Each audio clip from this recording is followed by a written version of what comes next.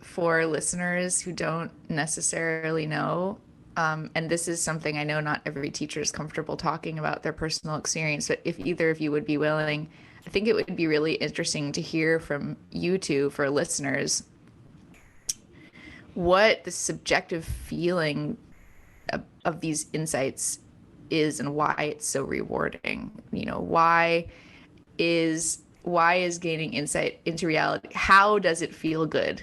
How does the basement with no bounds feel so good? And how does letting go of our ordinary worries and concerns feel good? And how does avoid feel good? And how does exactly what does that feel like for people who've never been there and don't know why they might want to try? I'd be very curious to hear a rich description of one thing that might be helpful is the distinction between insight items. Okay, I have insight into this, I have insight into that. And of course, insight items can also be indistinguishable from philosophical, claims or even belief systems. But they're not the same as a belief or a claim because I noticed this. I got insight into X, or Y or Z. So when we speak of insight in English, that's usually going to, well, actually, it could translate several Pali terms, but we're probably talking about panya, basically, prajna in Sanskrit. Lots of other words could be used, but let's just use that one. So there's wisdom in the sense, or insight in the sense of items, this insight, that insight, which you can read in a book. You can read other people's insights. Of course, some of them might just be a myth. They aren't really insights, but hopefully you'll discern, oh yeah, that seems like an insight.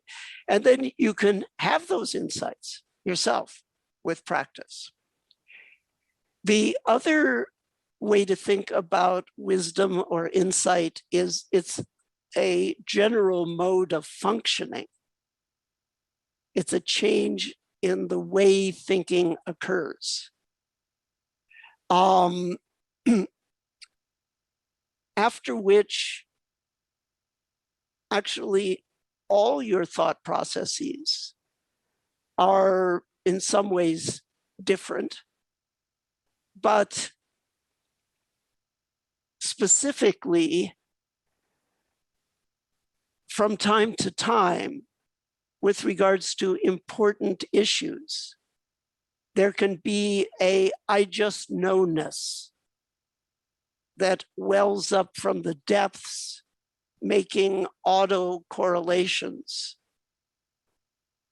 On autopilot, the depths are correlating without the surface needing to logically arrange it, and it arises fully formed as an aha. That's the taste of the insight or wisdom function operating within you. So if you, Lee knows this, the traditional iconography for Manjushri, which is the Mahayana Bodhisattva that represents prajna or wisdom, he's shown on a lion. And in one hand, he has a book, a traditional Indian book, which is palm leaves or birch paper woven together. It looks like a brick.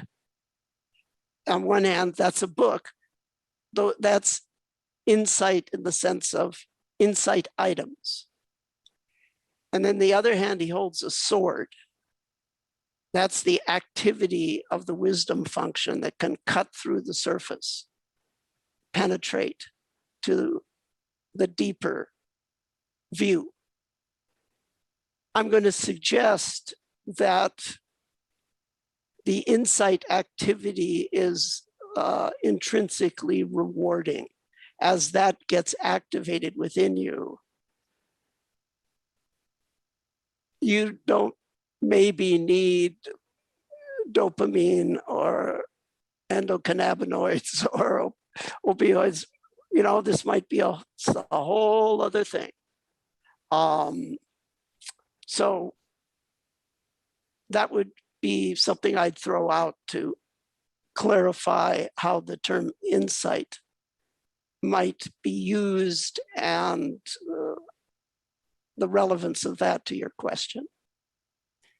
Yeah, my teacher, Ayakema, defined insight as the understood experience, which I think is really good because you can read it in a book and get the understanding, or you can have an experience but not have a clue what happened. It's the understood experience is an insight. And she would say insight wisdom, vipassana panya, right? So the insight is to give you wisdom.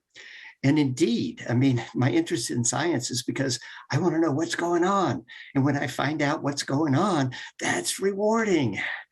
You know, that's what's driving all of my investigation is I want to find out what's happening, whether it be, you know, something very mundane or something at a very deeply spiritual level, is this search to understand what's happening.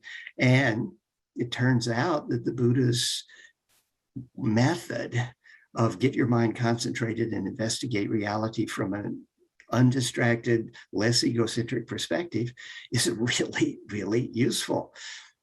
I've used it mostly in spiritual matters, but it does play over, as you say, you reprogram your brain once you start getting these insights. In particular, excuse me, in particular, I tell my students, yeah, you get enough insights and you stop doing the stupid stuff you've been doing. You just realize this doesn't work and you see why it doesn't work. And now you start doing other things.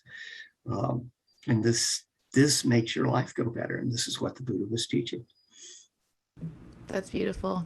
I love that. It made me think when you two talked about this, especially the image of something welling up through you or through your nervous system and having a taste. It just reminds me of all the great mystical poets of all of the contemplative traditions and their sense of merging with God, really. And I know we don't technically use that word in Buddhism, but it sounds like the something that's coming through you in those moments is deeply ecstatic and fulfilling in a way that is totally different than anything most people have experienced.